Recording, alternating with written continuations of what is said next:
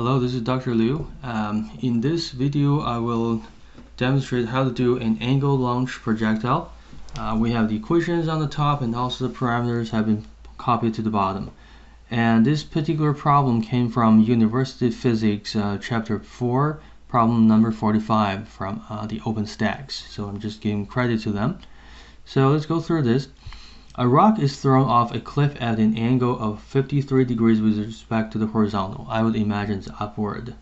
And then the cliff is 100 meters high. The initial speed of the rock is 30 meters per second. And we have a series of questions. How high above the edge of the cliff does the rock rise?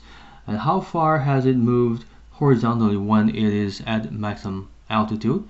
And then how long after the release does it hit the ground? What is the range of the rock? I imagine the horizontal range from the where it was thrown. Then what are the horizontal and the vertical positions of the rock relative to the edge of the cliff at these different times? So there's a series of questions, and I can solve all these questions with the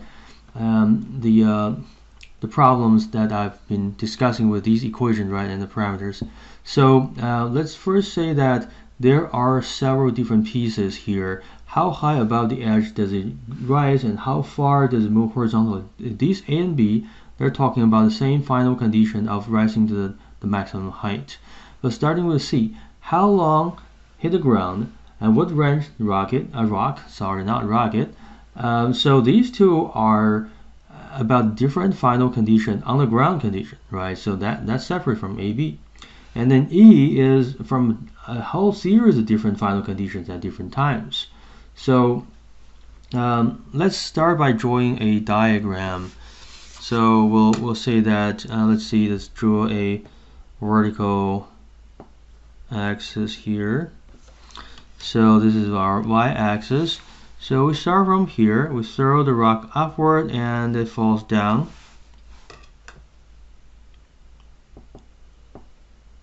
We'll try to make good use of our space so this doesn't take the whole space. So it goes up, comes down, and hits the ground below the cliff. So here's it's a cliff, right? And this initial velocity had this initial angle of 53 degrees.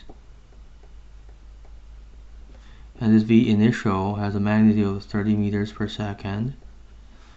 And we have a height of 100 exact meters. Okay, so this is where questions A, B are concerned. A and B are concerned with the top. And then C and D are concerned with landing, C and D. And then I don't really know where this E goes, 2, 4, and 6 seconds. I guess we can mark them as we find out where they are at. So the parameters will go with the AB as a final position, the maximum height, and then we'll later move that final position to the ground. So starting here, since we set up our axis to coincide with the edge of the cliff, no initial position. And how far does it go horizontally when it reaches this maximum height? No idea. Initial height is 100 and final height I wish to know that, so I'm going to solve it. And then initial x and initial y velocity, because we have an angled velocity 30 meters per second at this angle, we need to use these equations to break them down, right? So this is the 30 cosine 53 degrees. This is 30 sine 53 degrees. We'll calculate them in due time. And we know the maximum height is reached when the y velocity has reduced to 0. Otherwise, it would just keep going. So this means max height. It's a hint. And the time it takes to get there, no idea. Alright, so let's count 1 unknown, 2 unknowns, and 3 unknowns. And we'll calculate these with our calculator. So we have that 30 cosine and 30 sine. All right, do them in the batch. 30 cosine 53 degrees. Okay, So 18.0 if I want to round to even. 30 times sine 53 degrees. And that's round to even, I get 24.0. Let's keep three sig figs. So 18 and 18 in the x and 24 in the y, because we're launching this at greater than 45-degree angle. So 18 and 24. This is 18. This is 24. All right. So now we have everything to start the solving the equations. So equation 1. That's the top one. X equals 0 plus 18t, or equal to 18t. Can solve it. Two unknowns, x and t. Equation 2. Y. Okay, I don't know about that. Final height. Initial, I know that is 100. And initial velocity upward 24t. Then minus the 9.8 over 2, 4.9t squared. Still can't solve it. Y and t, two unknowns, one equation. And 3. Oh, this one we can solve. Final velocity 0. Initial velocity, y velocity 24. And minus 9.8 times t. Sometimes I wish gravity is just 10. So then we just do 24 divided by 10. We get 2.4 for t. But that's okay. I will handle this. So I can solve for t. So let's solve for t. So t is equal to 24 divided by 9.8, which is, according to our calculator, so that's 2.45. So 2.45 seconds until it gets to the maximum height.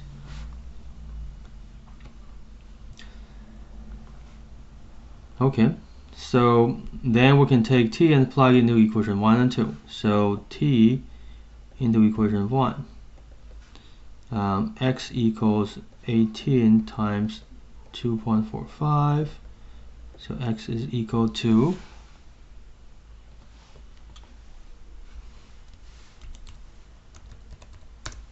44.1 meters. 44.1 meters horizontally out. Okay, so let's keep solving. T plugs into 2. So now we have y is 100 plus 24 t minus 4.9, 2.45 squared. So we have, I think we have a problem with organizing this thing here.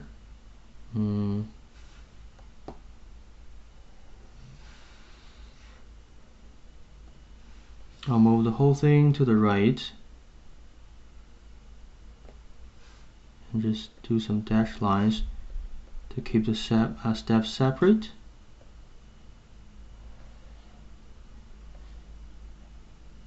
Okay, so reorganized, and then we can calculate this with our Python calculator. I think I know what that is. That's being blocked. Here is plus 24 times 2.45, then minus 4.9 times 2.45 squared. Okay, 129 meters.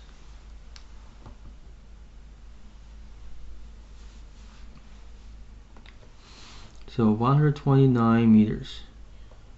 And the exact question was how high above the edge? If the edge is 100, then we can say that the delta height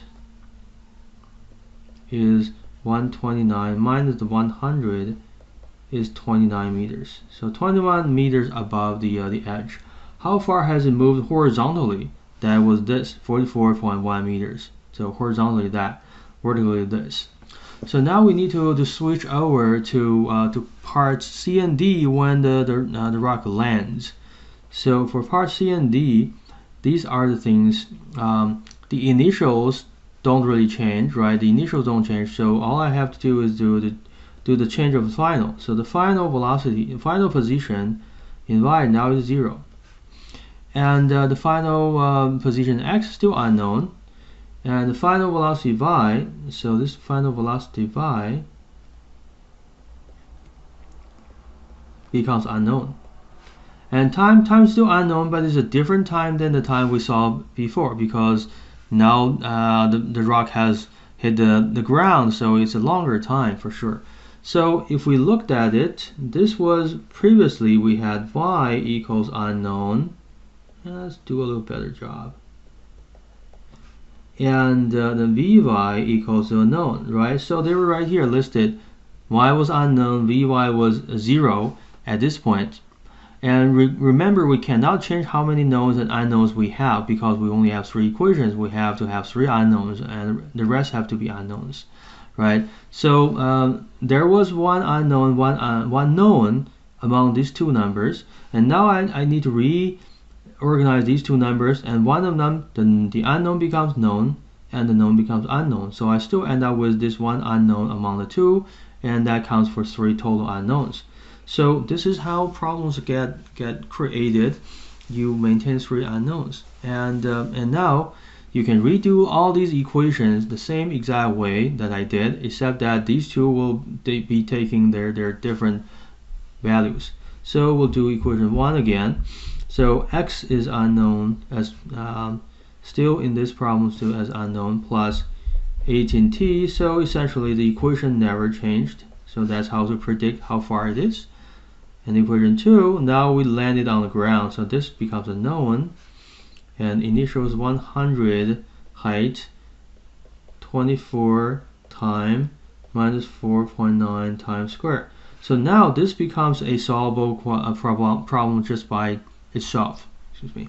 And we can use our quadratic formula to solve it, right? So this is the quadratic coefficient, this is linear coefficient, this is the constant. So solve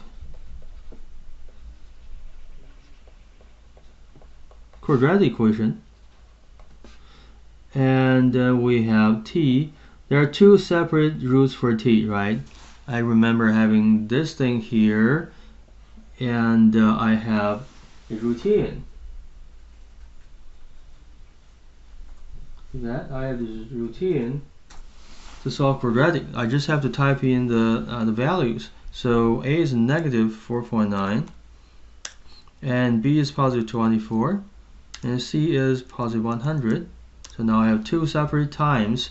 Apparently this one was not the right time, right? It's negative. We explained it in previous videos how this actually was supposed to be there mathematically, but not physically. And here is the correct time, forward time, right?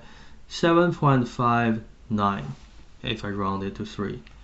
So 7.59 seconds. So now I can go back to equation 1, right? Just like this, right? So I'll do it here. Let me separate everything. Good thing I planned ahead of time for space. So t plug into equation 1. We have x equals 18 meters per second times 7.59 seconds. Let's recall the calculator. So 7.59.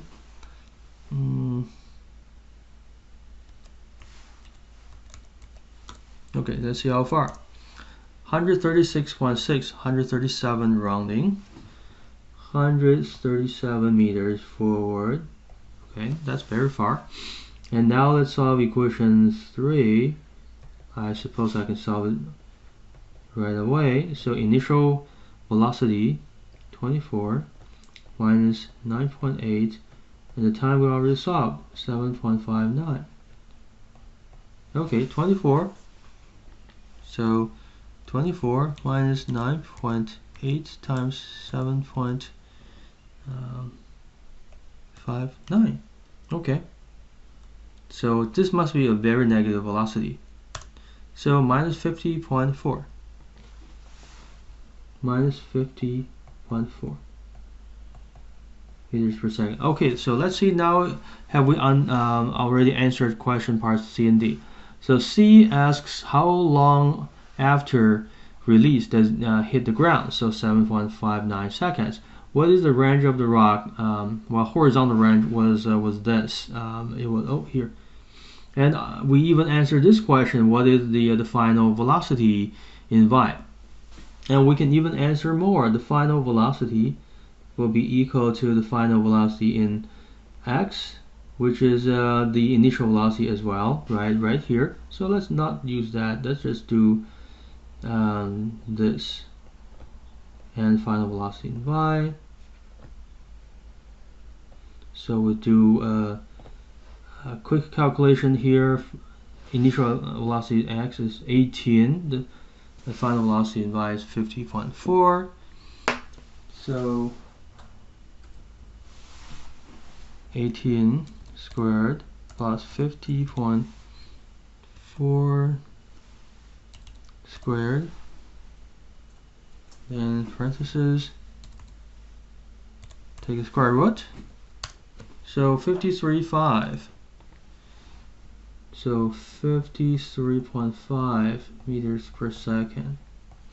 So if I was to draw something over here on the diagram, that is v with that magnitude. And what about this angle? And the angle is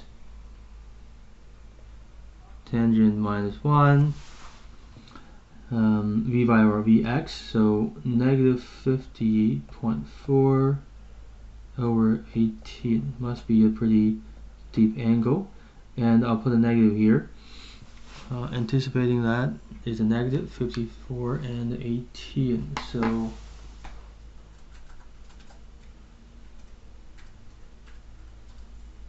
that's the equation there. Arctangent minus 70.4 degrees. 70.4 degrees. So right here. And here this magnitude is 53.4 meters per second. Okay, so A, B, C, D's are all solved. Now we have E. So what exactly is E? What are the horizontal and vertical positions? And that is actually easier. We'll just take these two equations because we're asked horizontal and vertical, and all we have to do is to plug in only initial conditions, because these are going to determine the final condition, the times, right? So x as a function of time, only plugging in initial conditions will be just 18 times t. It's going to be equal to, if you plug in the 2, the 4, the 6, so this is what, let's do this, x2. So that means time equal to 2. 2 times 18, 36. x4, 4 times 18, that's twice that, 72. Right, and x 6 seconds. Okay, 6 seconds, that's 12 nines, 10 nines 90. Another 2 nines is 18, 108. 108. Alright, so these are all the positions at those times. And then the y as a function of time involves y initial, and initial y velocity 24 t minus 4.9 t squared. Alright, so y 2 seconds, so the t plug into with the 2, right? And then y 4 seconds. These are all the predictions, right? And y 6 seconds. Oh, hold on, 6 seconds. That's still good. Actually, so it's good. See that? Takes almost 8 seconds to hit the ground. So 6 seconds, it was still in the air. It was still a projectile. If this time was greater than that, then the rock has already hit the ground before that time occurred. So it no longer is a projectile. Then we wouldn't be able to predict with the projectile equation, right? So let's see. Let's move that up a little. Okay. So to calculate these more efficiently, I will use Python again. So let's move that over to this side. So we'll do 100 plus 24 times 2 minus 4.9 times 2 squared. Let's just square that into 4. Okay, so we have 128 meters. And then let's do a 4. So 100 plus 24 times 4 minus 4.9 times, now we have 4 squared, which is 16. Okay, so it's come down. And 6 seconds, 100 plus 24 times 6 minus 4.9 times 6 is 6636. Okay, so now it has come down quite a bit. Alright, so let's remember these numbers by 3 decimal places. 128, 118, and 68. Everything ends with 8. Maybe they planned for it. Okay, so let's remember that one more time. 128, 118, and 68. So 128, this is 118, this is 68. Okay, so that was everything. Thank you.